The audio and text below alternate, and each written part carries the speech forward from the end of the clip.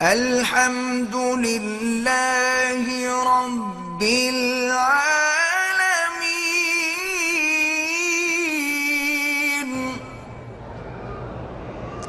اگر کسی نے کہا کہ مدینہ پاک میں میرا سلام عرض کریں، بالکل کر سکتے ہیں۔ جب اپنا کر سکتے ہیں دوسروں کا بھی کر سکتے ہیں۔ اور ویسے بھی دیکھیں نا، یاد رکھیں کہ بیوی تمہارے کپڑے یا پابند نہیں ہے، دھوبی سے کرا لیا کریں اس لیے۔ ایک عورت حالت حیض میں مدینے سے آئی اور میقات سے عمرے کی نیت بھی کی، ابھی پاک بھی نہیں ہوئی کہ طائف کی زیارت کے لیے سفر کیا، واپسی میں میقات سے پھر عمرے کی نیت کی، تو اب پاک ہونے کے بعد وہ عورت ایک ہی عمرہ کرے گی، ایک ادا نہیں ہوا، دوسرا کیسے ہو گیا؟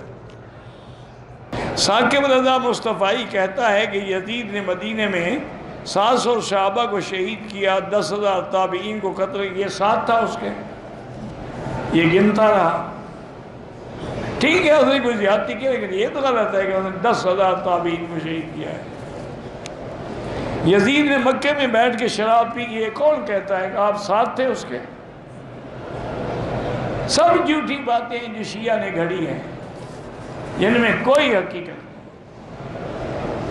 اقتدار کی وجہ سے جنگ ہو گئی ان کے درمیان میں، وجہ یہ تو نہیں ہے نا کہ وہ نعوذ باللہ مکے میں یا حرم میں بیٹھ کے شراب پیتا ہو۔ اقتدار کی جنگ تو باپ بیٹے میں بھی ہو جاتی ہے۔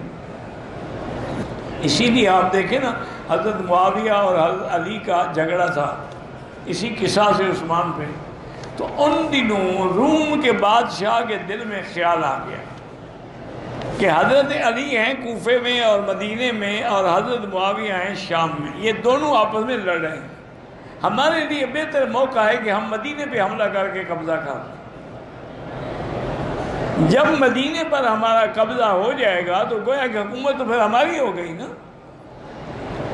اس نے فوجیں تیار کی اور ان کی فوجیں بارڈر کے قریب آ گئیں۔ حضرت معاویہ کو پتہ چل گیا، انہوں نے خط لکھا کہ یا کلب الروم، اے روم کے کتے، تم مدینے پہ حملہ کرنا چاہے، خدا کی قسم میں علی کا سپاہی بن کے لڑوں گا، کبھی جرأت نہ کرنا۔ حضرت علی نے بھی بالکل ہی لکھا، اگر تم نے حملہ کیا میں معاویہ کا سپاہی بن کے لڑوں گا۔ ان کے بڑے مقام تھے، رحماء بینہم، اختلاف ہو جاتے ہیں، لیکن موسیٰ علیہ السلام اللہ کا نبی ہے، ہارون نبی ہے، داڑھی پکڑ لی، انسان ہو جاتے ہیں، فطری تقاضے۔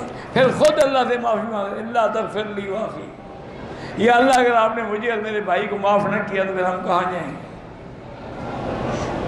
اس لیے ان باتوں کو کبھی بھی نعوذ باللہ، یہ دور وقت کے حالات کے تقاضے ہوتے ہیں، جبر ہوتا ہے کہ آدمی، لیکن اگر حضرت معاویہ نعوذ باللہ اتنے بڑے گناہ گار تھے، پھر حضرت حسن نے کیوں سلو کر دی؟ پھر حضرت حسن ان سے ہمیشہ وظیفے لیتے رہے۔